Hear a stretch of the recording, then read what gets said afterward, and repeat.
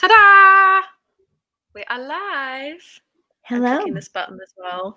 Hello, Shari Teigman. Hello, Sarah Ra'anan. How are you? Thank you for joining me.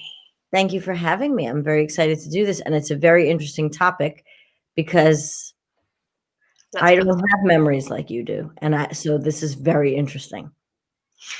And if I'd have told you 10 years ago that we'd be sitting here doing this, you'd have said what? We were just sitting having coffee. Me probably crying about something. Not much has changed then. So, yes, the topic I picked for you, I let most people pick their own topic, but I felt with you that we could discuss toilet paper for hours. So that's fine. I kind of needed to narrow it down. And I think it was a post that you'd written about your baba. And is that how you pronounce it? Mm-hmm. Okay, some people say baba. And you had talked about her, I mean, going straight in there to the heavy stuff, Sarah. You talked about her being a survivor of camps, a survivor of 8 camps. And one day I looked at this post and I'm like, I've seen Shari post about this every year, and every year I read the post. And yet I have never said, hey, tell me about that. And that led me to start, of course, in my way that I always do, to start like analyzing why do we tell certain stories over and over again, and other stories or parts of the story that we just gloss over. See, what I find so interesting is, I adore how your brain works, and it works sometimes very much like mine, and then other times entirely different. You're actually a reference point that I used actually in a session I had with someone. You remember everything. You remember like the details and the smells and the stories. And I don't remember most of my childhood, to the point that it freaks me out.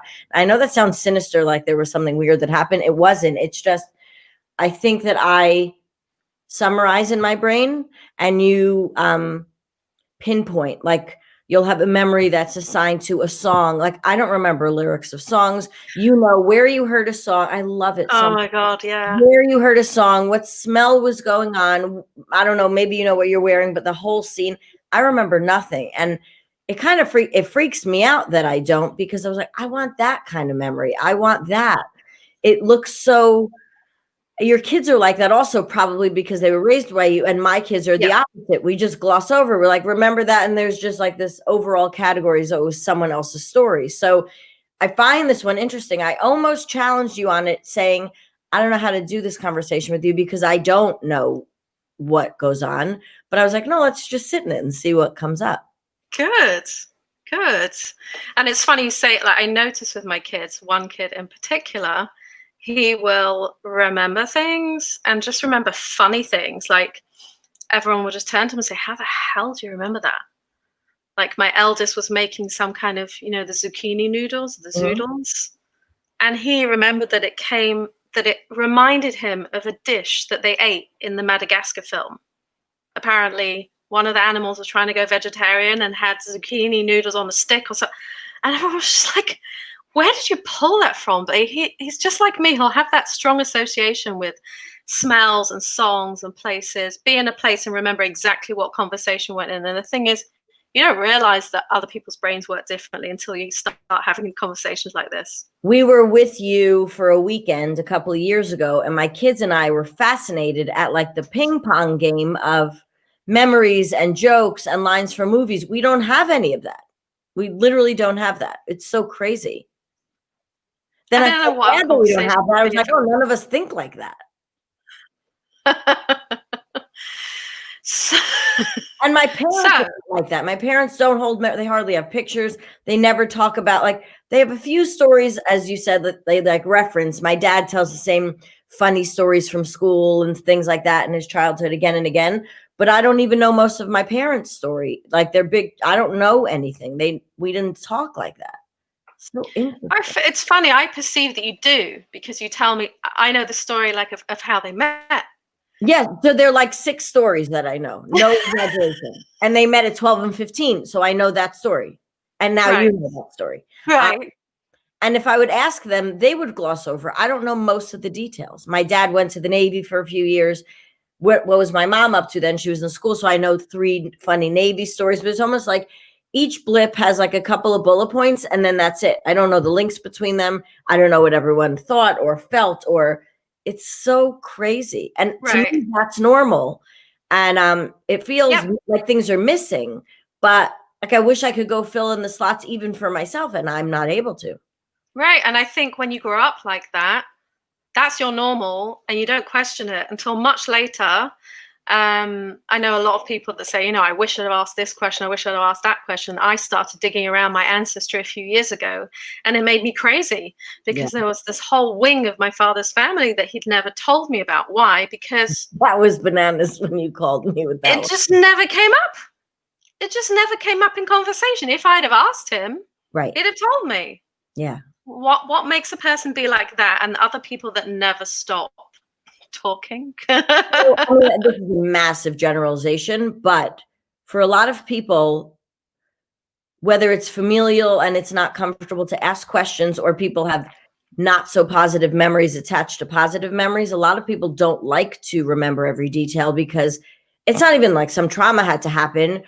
It gets categorized as like those were those years, we leave them there, which is interesting. I mean, you like to delve it. It's not a judgment, good or bad. You're not worried what you find. You don't care if it's positive or negative. It's not like you're looking for this Pollyannic story, but it's just an interest point for you where I wouldn't know how to ask the question because I don't remember I wouldn't remember like something that I would want to know. Well, I think what happened was, first of all, when my sister-in-law joined the family and she would ask questions and me and my brother would be like, oh, I don't know, I've never thought about that. And she's a journalist and she's naturally inquisitive. So that kind of was a bit of a wake up for me. And then also having kids. Right. Having kids who start asking, like, who is so-and-so? Why have I never heard of them? And we're like, oh, and my dad would do that to me. He would say, oh, so-and-so, you met them once when you were 4. Right. Like, Don't yeah, you sure. remember them, Sarah? You probably would remember them once they pointed I it out. actually do remember, but that's not the point, So I guess I've been mulling this over for quite a while. Like, why do some of these stories just get lost? And I have been very into story along the way before it became a word that we can't bear using anymore. Telling the story, whether through writing or through photography. And this, I think the family tree part of it just it really hit me that you assume as a kid that you've got the whole picture, and then as you become an adult, you realize how many pieces are missing. And we have, I don't mean to sound miserable or anything, but we do have like limited amounts of time to actually fill in these gaps. Absolutely. Now, the question for me is, for someone with a brain like yours, 2 questions. What would filling the gaps in mean to you? And number 2, how will you know that you filled them? Because I assume it's endless. And is there something you're looking for at the end of it? Not like an answer to a question, but this question is going to sound mean, and I don't mean it like this. I love it. I'm envious of this. What are you looking for? What would it complete for you if you knew the answers to X, Y, Z? Well, when I discovered that I was doing a family tree project, I got a family tree book as a birthday present years ago. And I started delving into it. I contacted my auntie in Australia, and she had done a lot of work on our ancestors in Germany. I think she traced back 9 generations of living in Germany or something crazy like that. And it was fascinating. And I think at the time I was just a busy mum to young kids, and I put it away and didn't pursue it. But when I picked it up years later, I couldn't believe what was there. And there was an obituary of my paternal grandfather, who I never met. And it was talking about how he was, he'd studied psychology, which I studied.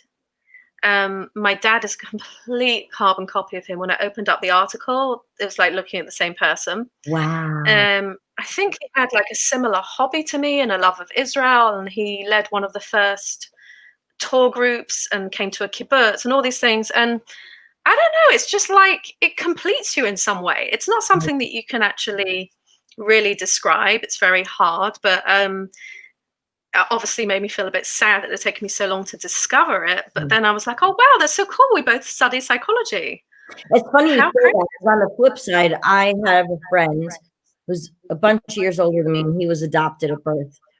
And so he's probably like 58, 50, something like that. And it was New York in those years. And it was, I don't remember the whole story. Of course not, because it's a story and it's a memory. And why would I be able to get that? Something about it was before there were records, or it was like this closed thing. I think a rabbi did it, like put two families together. So there wasn't like a whole adoption agency. But then part of it went through an adoption agency and it closed and all the files were lost. So my friend, as an adult, went to go find some memories because he felt like he just floated in an abyss. He didn't belong to anything. Right. And bless him, he's a lovely person, but it has damaged him for life. Like, he struggles with relationships. He has a child who he adores, but the kid's now 19 and has, done what 19-year-olds do, floated off. And he has no reference point for anything. And I haven't spoken to him in a while. And it broke my heart because he was an only child. His adopted father was much older, and he was very close with him, and he died when he was 22. So another loss. And then his mom, who was the adopted mom, only mom he ever knew, was a very challenging relationship, but out of, love of a son, stayed with her, took care of her, dealt with all of her annoying crap. And then she passed away. So he literally just floating. And he contacted me. I hadn't spoken to him probably in a couple of years. He contacted me 2 months ago with a picture of a man on a bicycle and on a motorcycle, black and white. And I said, that's your father. He looked exactly like him. And he didn't tell me yet the story. I said to him, I got to hear the story. He's like, I'll tell you in person. And then the world fell apart. Maybe revisit that, because now I want to know. But it was so eerie. And what I really want to ask him is if it comforted him or made him feel more lost. Because I reckon it's both. Yeah, 2 pictures. It was literally like my friend Mark on a motorcycle, and he loves motorcycles. He never would have known that. And it was his father with someone else in a picture. So like, what was the backstory of that picture? It would drive me mad then to go, I know that this is just naturally who I am, but I also know that I think it would drive me so nuts trying to connect the dots that I'm better off not starting. One question, I'm inquisitive. So one question would lead to another, and then I would chew on that. And it's almost too big for my brain. And it was the opposite of, imagine if you floated with no one around you and no connections. Like for you, it made you sad, and it was like probably bittersweet. Like, how beautiful. These are traits and qualities that have been in my family, where this guy has no idea if his moods are genetic, if the way he thinks, his body type, body pains. But I mean, that's got to be so challenging. Yeah, and I think that's it. Every new bit of information kind of tethers you a bit more. Yeah. And then it's funny you say that, because then there's some people who want to be so untethered.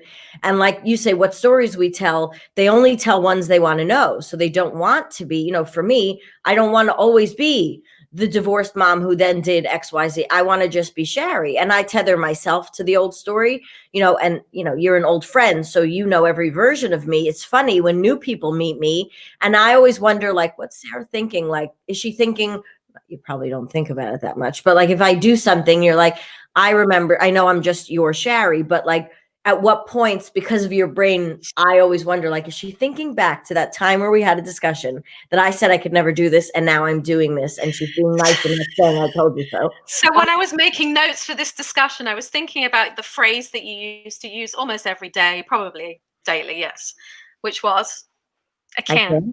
I've said that my whole life. My dad says can't. She can't. I still say it. Yeah, but I think he used to mean it a lot. So that's a story.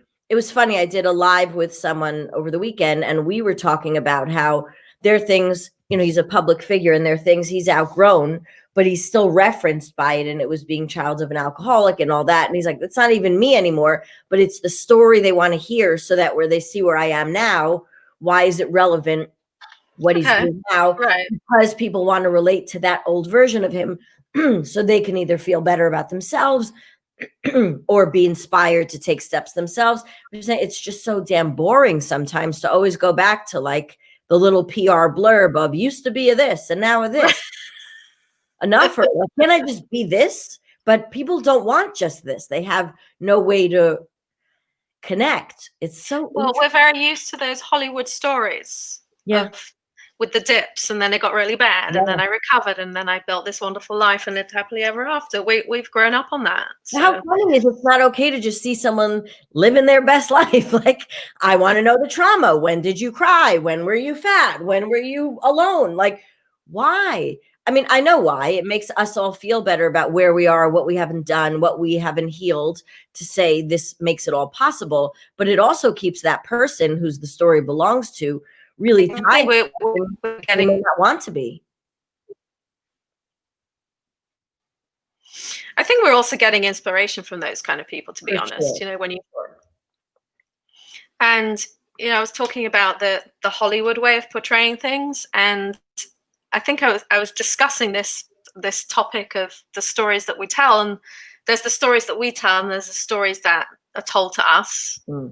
And I was thinking of stories that we've grown up on, like movies that we grew up on, and it comes up a lot. Grease, and the underlying story of Grease. One of my kids that was desperate to watch Grease, and I didn't let her for years. And I think maybe she was 14 when I finally allowed her, and she was just so like unimpressed with the message. She was like, right, let's get this straight. Like, she couldn't fit. She couldn't fit in with him as she was. So she went and changed her entire way of being and all her clothes and everything. You know, when you say like that,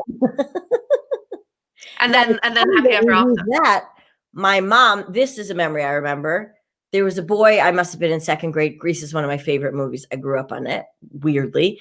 My mother used to use that as a reference point. X is being mean to you, Shari, because he likes you, like Danny was with Sandy. And me, I remember, I'm like, oh, right. I mean, I was later, I wouldn't have connected that to by liking me.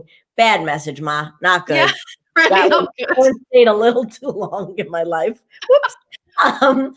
But it's so interesting, the reference point of when something, look, it's an archetype thing. It's an assignment of something. So even when someone in Hollywood, we don't know anything about those actual people. We make up our own story about those stories. So they become the pillar of hope. They become what not to do. You know, Friends, family, Hollywood, all the same thing. I say this to clients all the time, like, stop looking at what everyone else is doing, because they're not even the people that they are pretending to be. Oh, yes. Like, yes. Trust me, they love to be that guy too. I promise you, they wish they were them too. You have something in common. It's not real. And I think a lot of times, like, when I've been documenting, I mean, right at the beginning of what I was calling coronation, which I like knocked that on the head after a few weeks, like it's not a vacation anymore. But, you know, to begin with, documenting homeschooling and what I was cooking and what I was doing. Us at the beginning of this. I realized that, you know, I was kind of doing it because it's like a fun, creative outlet for me. And I love seeing the memories come up, and I'll use a lot of the pictures to make books. But I kind of wound it down because I had people saying, oh my God, you're like Mother of the Year. You're so creative. You're such a good mom. You do this, you do that, blah, blah, blah. I'm like, damn it. Like 7 hours that he's on his screen. Like, okay, we went and did this one activity that lasted for 45 minutes, and look how many hours there are in the day. Right. And I didn't take a picture of him being on his computer because it's not interesting. But when your kids were little, you know, I have.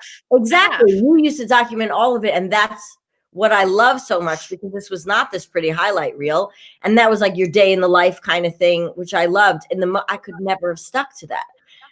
I wouldn't have remembered. Right, but I try to shy away from this highlight reel. I do try and, as much as possible, document the mess, the laundry piles. But funny, documented, and people still make it pretty in their heads. Like, oh, look how funny. Yeah. That's funny. Instead of like, you can't sneak out of how people want to assign that your position in their life. I find that a lot with work and with life. So I've got, my old life where people have decided what my story looks like, and, oh, you're so brave, or why did you do that, or whatever. And then the now version of my life, most people who assume that they know me know a quarter about me, and they've created a whole story. No, but Shari, you would never. I'm like, who are you talking about? Even when I flat out tell them the truth, it doesn't matter. Right. It's so interesting. We don't want to crack the way we see things and people, ourselves included. And I think now that we've seen people like live streaming over Zoom from home, from their kitchens, wherever, we're starting to see a lot of that actually crack, and a lot Yeah, I of love it. mm, I love it. yeah, it's amazing. And I'm getting these emails from these companies where they're all like working remotely and having to juggle their children. I'm like, oh, you're human beings. I mean, I know I do it as well. I put people on a pedestal. It's just always funny when I'm on the receiving end of it. Totally. And it just shows how even when we know it for ourselves, we forget it outwardly. So funny example of this. So the NFL, American football has a big draft every year, and it's in this big state, like big place, and it's a very big deal to watch. They couldn't do it live. So I watched it with my kids. I watch it because when kids are drafted, they always thank their mother or they cry with their family. I only watch it for the emotional part. I have no idea what's going on the rest of the time. Let's just be very clear. Boy, mom only pays attention to the emotions. So I'm sitting with Sammy watching this, and you have the broadcasters, a couple of the broadcasters were in the studio with no one else there, so that they could kind of manage everything. Everyone else, the heads of teams, the new players, the coaches, everyone in their houses. And it was adorable. Like you've got like the general manager of a very big football team, and his kids are literally climbing on him like a dog is walking behind the back.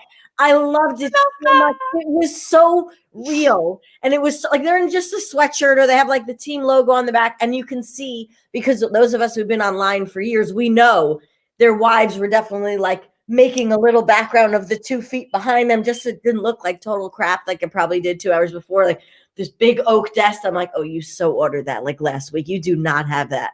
Like a dining room table. It was so fascinating because, the shininess and perfection was gone, and they just had to make the best of it. And I mean, obviously I hate this whole situation for the pain and the fear and the death and the illness, but there's so much good stuff.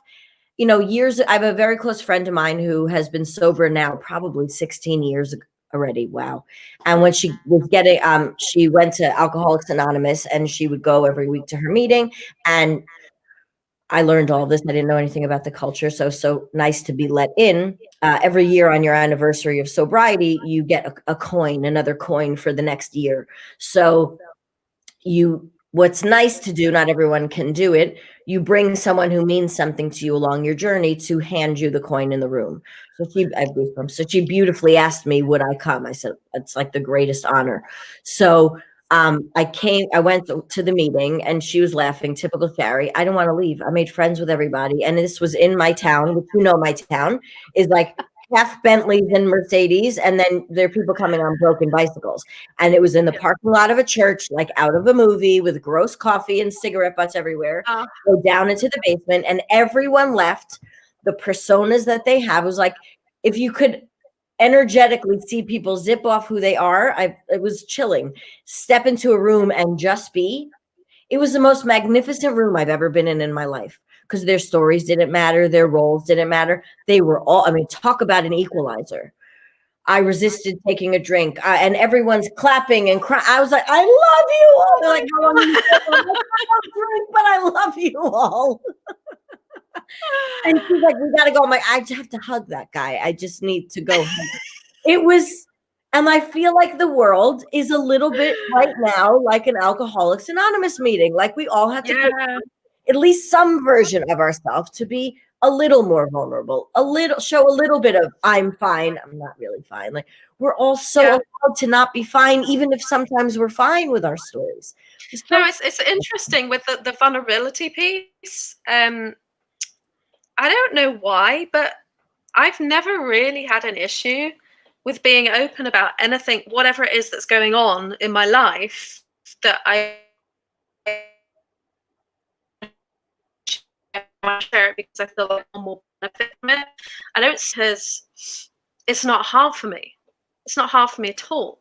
And I always have people like congratulating me on my vulnerability. And I realize I may have shed things in the last few years that didn't serve me, but that piece of me, like walking into a room and just being me, I think I had a bit of work to do on it, but nothing like you're describing, where you have this persona that I don't think I've ever managed that, which I think is why when I was a kid and everyone told me I had to develop a thick skin, I don't think I had that skin at all, or if I did, it was terribly thin. I didn't have that shell that everyone's talking about that protects them from the world, which is good and bad. It's great.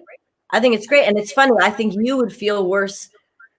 You would feel worse pretending to be something because you are so completely you that you'd have the opposite. It would be like hell, where for other people being vulnerable is hell only because we held up this construct for so long. But it's so interesting. It's funny. I find myself vulnerable, but then I also know I don't mean to play a role, but I think roles, I've always just played some roles. So in my vulnerability, I think I confuse people. Someone said it to me over the weekend, which I think so. Shari, you're so many different people. I was like, no, I'm not. I'm actually all of those people, and you don't get that one can be all of those people. Right, because they want to be able to put you into a box. Exactly. And they're like, but wait, you're extroverted and introverted. I'm like, yeah. You're very loud and very quiet. You're very loud, and then you'll say anything. And your point is? You can talk in front of anyone, and then you get embarrassed. Like, I don't think anyone fits into a box. I think they choose one label or story to stick to, and they hide behind that one while all of like the Russian dolls version of themselves are back here. Like, let's keep it all tucked in so no one sees one little piece of me leak out. I'd be too exhausted. I couldn't do it. And hold on, got something in my throat. Where's your coffee, by the way? I'm trying to. Here's water I'm supposed to be drinking, but yeah, I've got my water as well. Cheers. Here's my water. Coffee will make me too jittery. So, I know that your news feed on Facebook must be pretty large, pretty long, because I figure you've probably got quite a lot of contacts. I've seen a lot over the, like, maybe not recently, but towards the beginning of this lockdown, of people talking about things that we have to do. And I think this falls under the category of stories that we hear from other people that we internalize. And I think I got sucked into it for maybe like a day, reading these messages and getting emails of people telling me what I had to do. Yeah. And I found a lot of those were talking about hustle and grind. And I'm like, thankfully, I know who I am. And right, like, oh, this is the wrong email. They sent it to the wrong person. I just don't do hustle, whatever it is that you're talking about now. And I enjoy doing things like this, where I'm going to show up and talk to people and have real conversations, and maybe someone will see it and it will matter to them. Or maybe I'll make a new connection. This ripple effect that you just don't know. And when you release control of that and stop stressing and going on about hustling, it's so much more pleasant. I kind of want to write back to these people and just say, just don't do this to yourselves. But I don't think they know how. Even the word. But they don't know how. So this is, in my opinion, these are those people trying to control what's uncontrollable, which I get from a mindset perspective. But then they put it on everyone else who didn't have that. And it's like, oh, was I supposed to be doing that? Because it seems like a framework in which at the end of this, whatever that means, I don't think there's going to be an end of this. It's not like Wednesday at noon, we're all just right. Well, can we go back outside and hug people? I think that it's people's way of making. I had a therapist years ago who used to say, and of course I can't remember how she said it, making sense out of the crazy. So the crazy is objectively crazy, and it's objectively outside of us. This time, none of us are imagining this. Remind me, I said that I want to say something about that. But they're trying to control so much of what happens right now. So when they think they're going to get some, even if it's subconsciously, some reward for not ruining their business, not ruining their diet or their exercise plan, or staying in control, so the end of this, they didn't lose any time. I think one of the points of this whole thing is for us to remember what time is, to actually use it differently. And, I forgot what I was going to say. Oh, no. Welcome to a moment. That thing about like not losing time, not losing the opportunity. Like, did I bake sourdough? I know what you and I were saying the other day. Where did baking homemade bread come into like the I found out that it's because there was a lack of yeast. Couldn't get yeast, and when you can make sourdough bread, you're starting from scratch with the culture. Wow. You have to feed for 12 weeks or whatever it is. So that's where it came from. But yeah, like, do you know what? Even if you came out of lockdown and started going back to work, you could still make bread. You still haven't lost that opportunity. It's another part of this crazy story that someone starts telling, and then everyone leaps on the bandwagon. And crazy. yeah, I find it kind of disturbing. Now there was another thing that I wanted to discuss about storytelling. I'm just trying to remember what it was. I know what it was. So it was about the stories that we don't tell because we're waiting for the right place and the right time to tell the truth about how we feel, but there isn't one. I was listening to, I think I sent you this link to a podcast that I'd listened to. She's written a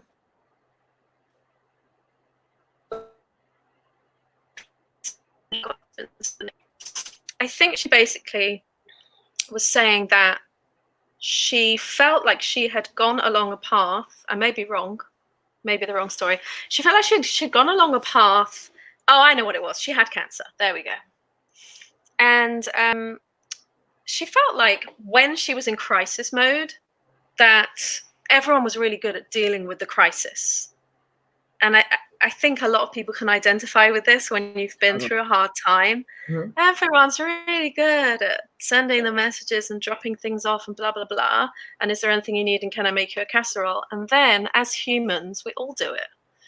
You forget that the person, she may have been in remission. She had stage 4 cancer. They operated and she went into remission. So every time she would go for an MRI, for her, that was a life or death day. It was so, those scans were huge for her, and her friends couldn't really. They were like, okay, so like, what are you doing after that? Should we get coffee? And like, stop talking about the boring stuff. Right. Like, it became like boring to them. And she said that she never found that period of time, like, for the right opportunity to talk about how she felt. She ended up writing a book. But she said, you can't talk about it when you're in hospital because that's just not, you need to listen to what the doctor's saying and be a model student and be like the best.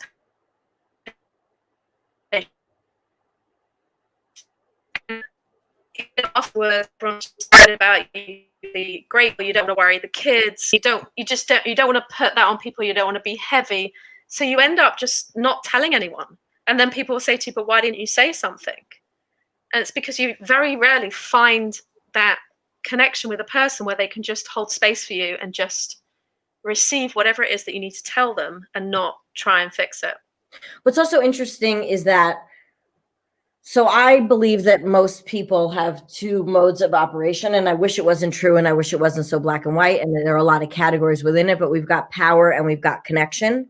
And when you're not sure of your power within something, for example, like a dramatic example is obviously cancer, where you haven't wrapped your brain around it, you don't feel like you've mastered it, you're not on top of it, to then go to connection is extra vulnerable, because if someone else's reaction feeds into your fear, you've got double the fear. So like Brene Brown will say, you need a scab over something, that a piece of shame or something you're going to be vulnerable about before you share it. It's because someone else's reaction, we're putting it out into the ethers. We don't know how it's going to be received.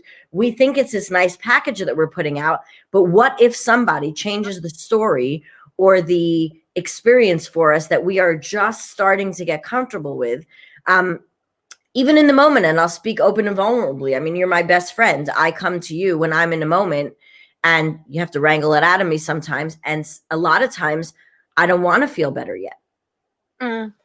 So I want to tell you the story, and I want you to just sit in it with me. And that's why I go to you, because you just sit in things with me. You don't give me 6 solutions. Like, no, but Shari, that's not really how you should see it.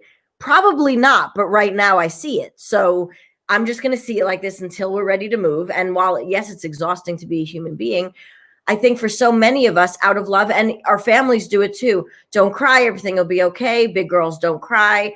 It's not that big a deal. You'll get the part next time. Big girls don't cry. And so it's like, we've been taught every time we actually are vulnerable, craving connection, someone tries to take the power away from what we're feeling. So it's like, you know what? Screw all of you. I'm not going to say anything. I'm going to hold it. And then you're right. We then don't know when it's time, because I don't want someone to crap on how I feel. Yeah. So then Oh I my don't God, want the to big girls tomorrow. don't cry thing is just insane if you think about it. I Like, cry all the time. right. I'm a grown up, kind of. But it's so funny. And look, I've done it with my own kids when the stuff comes out of her mouth, like when they were younger. I'm like, oh, no, you don't. Do not do that. It's the automatic way that we speak because we don't want to see the people that we love in pain. Something's going on with you. I don't want you to be in pain. Immediately, my brain goes to solutions, but it's the most disrespectful thing you could do to somebody. Yeah, it's like, oh, put that pain, put it away, back in the box. Exactly. Like, we need to fix that. And I think that's what she was saying, actually. I have to read her book. I'd only listened to the podcast interview. She was saying that she found that even some of her closest friends who she drifted away from wanted her to just get back to the old version of her. Yeah. And they just couldn't honor the fact that she's changed. This experience has changed her. She may still be alive, but she's never going back. She's morphed into something totally different. And that the focus of her life is now something different. But everyone was kind of feeling like, can't you just put that away? Yeah, but I mean, they want it put away for their own sake, because if you move on the chessboard, then someone else, they have to move too. And they're like, I don't want to experience you or this in a different light. I don't want to have to look at my own stuff if you're looking at your own stuff. One thing has nothing to do with another, but we immediately, it's funny, we connect ourselves to things that don't belong to us, and then we disconnect our things from things that should relate to us. Oh gosh, yes, absolutely. I did your course, Unpack, whenever you ran it first. How long ago was that? I know, 2014, years ago. 15. What? Okay, not that years ago. Crazy. And that's exactly what I found, that there were and people always say, like, who are you and what's your, I'm trying to think of the word. The why, what's your why? What's your purpose? Yeah, kind of like, who are you? Like, describe yourself and like what makes you you. I could never answer that question. And it was such a hard question. Well, you made me answer those things. Sorry. Yeah. And I realized that they were like just small things. It wasn't like anything earth-shattering. I suddenly realized that these things were just small. Everything that changed me was just small steps and small shifts. And just getting rid of the stuff, like you use this phrase, which I'd never heard before, which I use all the time, which is just stay in your own lane. Yeah. And I realized what I was doing was just being in everyone else's stuff, not in a nosy way, but in an empathic way. It's that book, Are You My Mother? Did you? Oh, I remember that. Yeah. So you're going. I mean, that little bird was going to find where they belong, where they come from, and going to the places that would never be options. A cow was never going to be her mother, but she craved so much to belong somewhere. That's the way I look at it.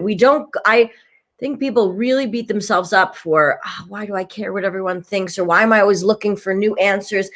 It's because we don't have an internal landscape that we trust. We've been taught that the outside knows more answers about us than we do. Oh, yeah. Absolutely. It would be okay if I think this, like, this is a good value to put on a Post-it note. Like, I like this one. This one's what I believe, even if it isn't. And then we go try to believe it and we don't understand why it doesn't fit. So yeah, the whole stay in your own lane it's a roller coaster in your own lane. It's not boring. Trust me. It's just putting yourself in that room to be like, I don't need external to explain my internal. And I struggle with this so much because we relate to ourselves on everyone else's spectrum just so that we know we're okay and safe. But that's not our range.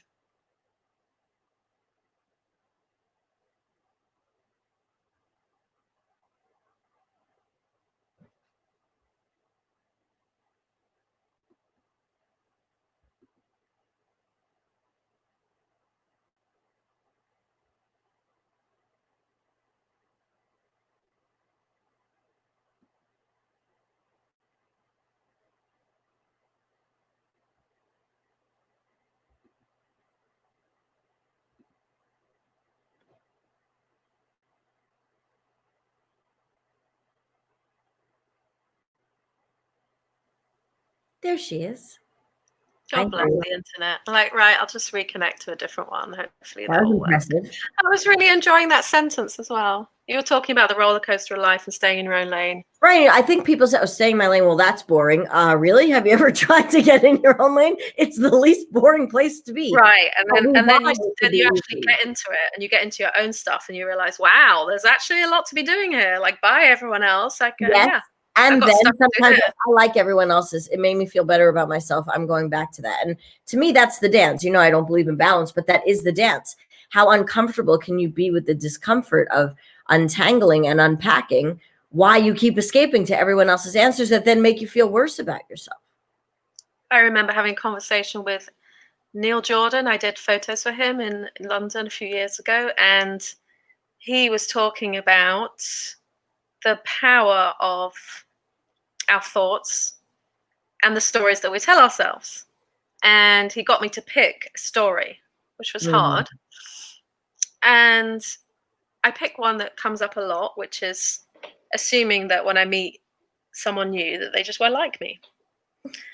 And and we went deep into that, and I fought him over it because I was saying that maybe when I was 12 or 13 or something, I was bullied a lot in school and I was left out of things and I was told I didn't fit in and then and that's such an important part of your life. So you carry those messages with you, and just because you're in your 40s doesn't mean that you've suddenly discarded those messages. The story comes along with you and it grows. And you then find evidence that makes it more and more and more true. Right. So you're like, here's my story. I'll see that matches that. So that's it's true. Into a library. Wait for me like, when we're that's down just the a story. road. Let it go. Well, we all have entire libraries about that story. It's not like, yeah, I've been building. I should just building. Of course, this isn't real. I'm just going to put it down. We don't know who we are without it. Right. So I think that's why I challenged him, and it shook me. I mean, we're standing in the middle of Camden Town and I'm holding my camera. We're having this really deep conversation in the middle of everything, but it really shook me because he said, think about it. Those people, what are they, like 13? What do they know? Right. You're going to let us, like a couple of 13-year-olds shape who you are for the rest of your life? But they were right. They were right. What makes them more right than you? What makes this? And he really did a good one on me, because it really once I challenged that story, I then went back and challenged a whole bunch of others as well, and found them all to just be a farce. Amazing.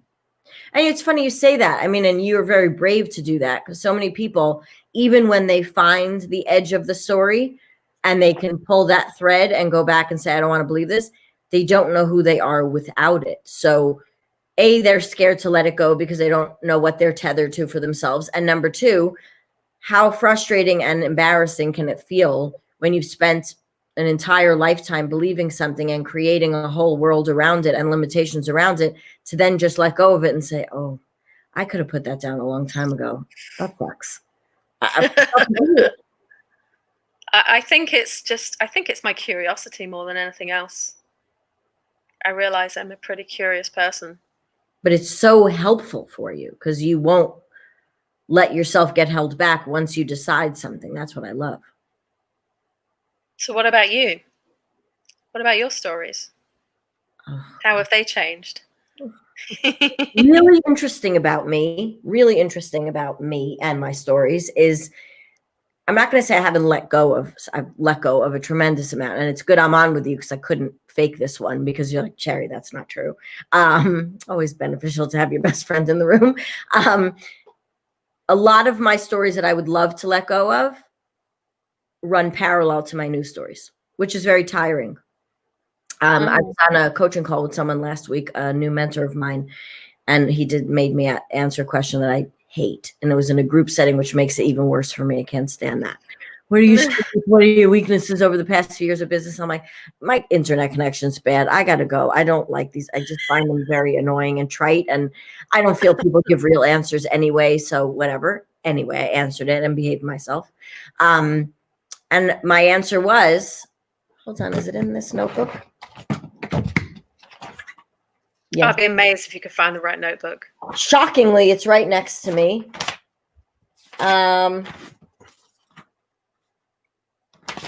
It is in this notebook, but there's so many pages to it. Anyway,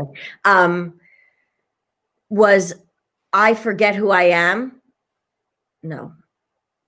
I don't see myself as other people see me, which I don't think anyone sees themselves as other people see them. Mm-hmm. But in that, I forget how far I've come, because I'm always still like dragging the ball and chain of who I used to be, like while the escalator's going, and I can go faster if I'd put it down.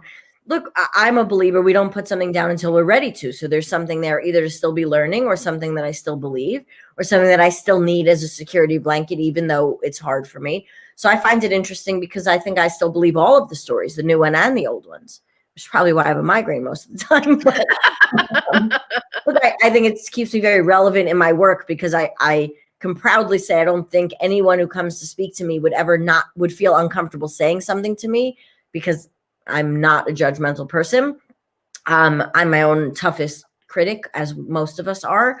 But I don't feel like I've fully put down any of the stories. I've loosened the glue that I can go do something and then come home to it. I don't have to wear it all the time.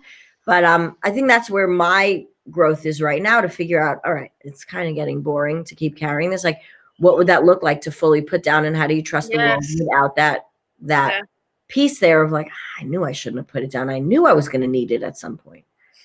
I think of you when you climbed Kilimanjaro, and I beautifully got to be part of it, in the sense that so much of your gear came here. And I vividly remember unpacking to then send you a picture that James would then bring home to you. And I'm thinking, stupidly, I don't know much about climbing mountains. So you get good shoes and, some snacks in your bag, because you always need snacks.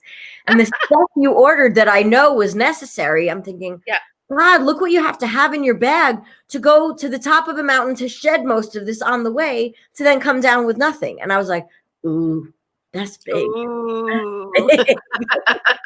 I'm like, I'm not doing. I don't want those underwear. That looked really uncomfortable. It's actually amazing. Your non-chafing underwear and like these crazy socks. And then I watched myself when I did my yoga teacher training. I had this amazing instructor who was 57 at the time, started yoga at 50, and he was a musical composer. And I adored him because he lived life first. He wasn't some, 22-year-old little thing. And I loved him because he just took us on a symphony of life and music and movement. It was beautiful. And Ben used to say, how you are on the mat is how you are on off the mat. So I'm on the mat, holding a pose, wanting to climb out of my skin, wanting to push and get off. It's hot in the room. I'm annoyed. I'm like, oh, this is what I do on Wednesdays at home. This is what life feels like to me. And I had to sit in it. And I watched me unpack your stuff and repack it for Kilimanjaro, thinking I would have quit when I had to see all of the stuff that I would have to do. And you went curious and excited about when will I need this? And they told me I need this. I don't know what I need it for. And I would have done the complete opposite. I would have constricted, and you expanded, and you were brave, and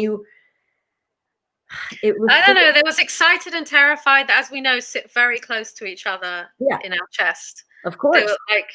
And there's also the fact that once you sign up and you make that declaration to the world, you don't want to disappoint anyone.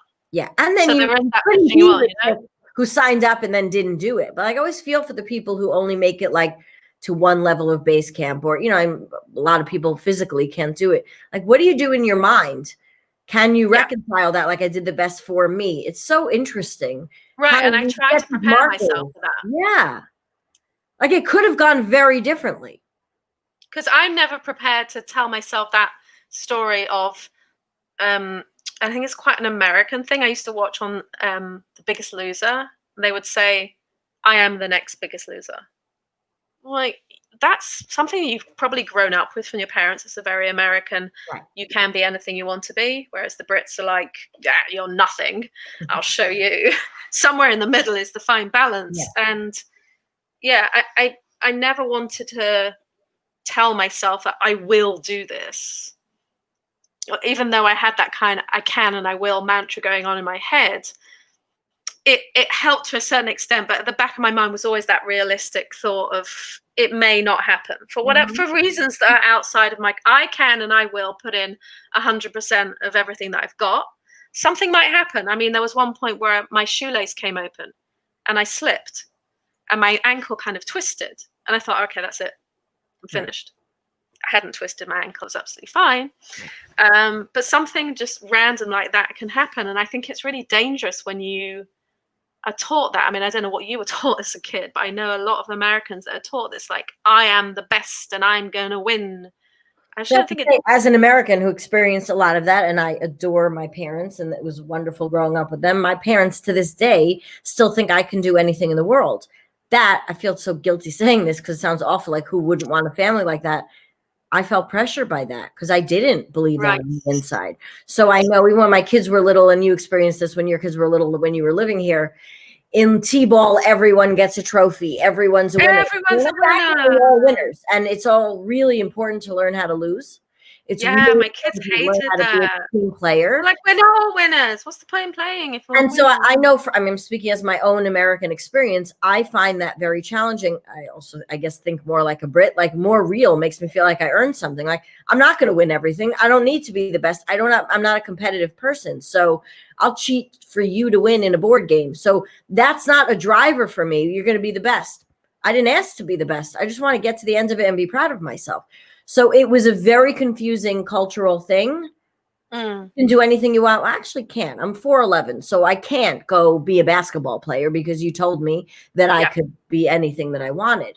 And it almost makes the world too big and makes it a really confusing message to actually, what I would say, find your genius or be kind to your weaknesses or understand what your strengths are so that you can be more of that instead of a little bit of everything, which is nothing really. Oh my God. I'm going to have to like get this transcribed so I can quote that.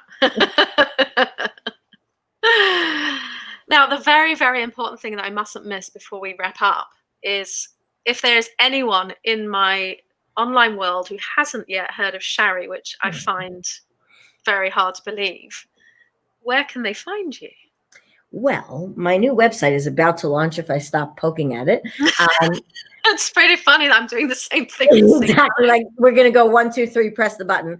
ShariTeigman.com. I'm always yapping on Facebook or Instagram, Shari Teigman. They can come and find me. Say hello.